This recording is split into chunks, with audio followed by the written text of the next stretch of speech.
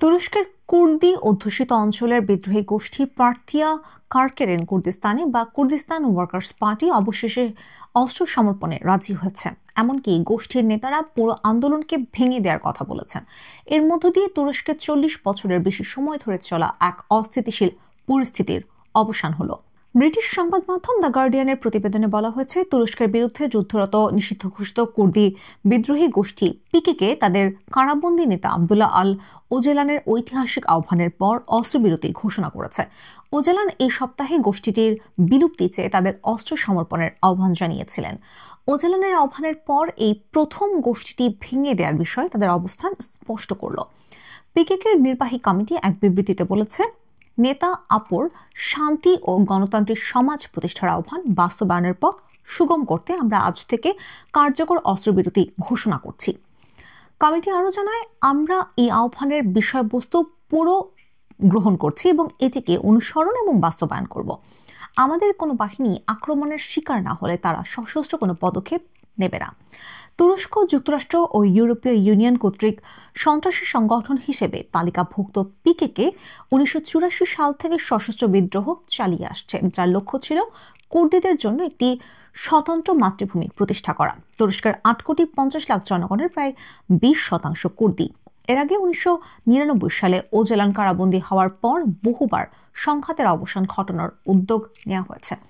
ওজেলানের সঙ্গে একাধিক বৈঠকের পর গত বৃহস্পতিবার কুর্দিপন্থী ডিইএম পার্টি একটি বার্তা প্রচার করে। এই বার্তায় বলা হয়, ওজেলান পিকেকের অস্ত্র সমর্পণের পাশাপাশি একটি কংগ্রেস আহ্বানের মাধ্যমে সংগঠনের বিলুপ্তি ঘোষণা করার কথা বলেছেন। শনিবার পিকেকে জানিয়েছে তারা ওজেলানের আহ্বানের ভিত্তিতে একটি কংগ্রেস ডাকার জন্য প্রস্তুত, তবে এর জন্য উপযুক্ত ও নিরাপদ পরিবেশ তৈরি করতে হবে এবং কংগ্রেস সফল করার জন্য ওজেলানকে ব্যক্তিগতভাবে একটি পরিচালনা ও নেতৃত্ব দিতে হবে।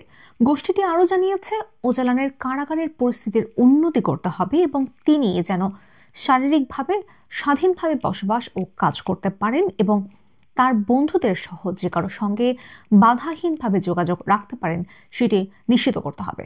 এর আগে 2015 সালে শেষ দফার শান্তি আলোচনা হলেও তা ভেস্তে যায়। এরপর দীর্ঘদিন কোনো সংলাপ হয়নি। তবে গত অক্টোবরে তুরস্কের প্রেসিডেন্ট রিসেপ তাইপ এরদোয়ানের কট্টর জাতীয়তাবাদী মিত্ররা ওজেলানের কাছে এক অপ্রত্যাশিত শান্তির বার্তা পাঠায়, যেখানে শর্ত ছিল তিনি যদি সহিংসতা পরিত্যাগ করেন তবে নতুন আলোচনা হতে পারে।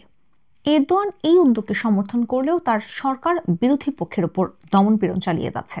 ইতিমধ্যে শত শত রাজনীতিক কর্মী ও সাংবাদিককে গ্রেপ্তার করা হয়েছে। শুক্রবার এরদোয়ান ওজেলানের এই আহ্বানকে ঐতিহাসিক সুযোগ হিসেবে অভিহিত করেছেন।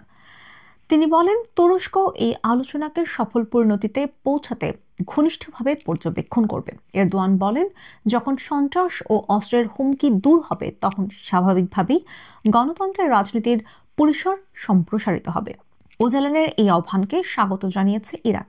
এটিকে তারা আঞ্চলিক স্থিতিশীলতা অর্জনের ক্ষেত্রে ইতিবাচক ও গুরুত্বপূর্ণ পদক্ষেপ বলে অভিহিত করেছে। ইরাকে পিকেকের উপস্থিতি দীর্ঘদিন ধরে বাগদাদ ও আঙ্কারার মধ্যে উত্তেজনার কারণ হয়েছিল। পাশাপাশি এই অস্ত্রবিরতিকে স্বাগত জানিয়েছে যুক্তরাষ্ট্র। গোষ্ঠীটি ইরাকের স্বায়ত্তশাসিত কুর্দিস্তান অঞ্চলে অবস্থান করছে। এই অঞ্চলে তুরস্কের সামরিক ঘাঁটিও রয়েছে এবং দেশটি নিয়মিতভাবে কুর্দি বিদ্রোহীদের বিরুদ্ধে স্থল ও বিমান হামলা পরিচালনা করে।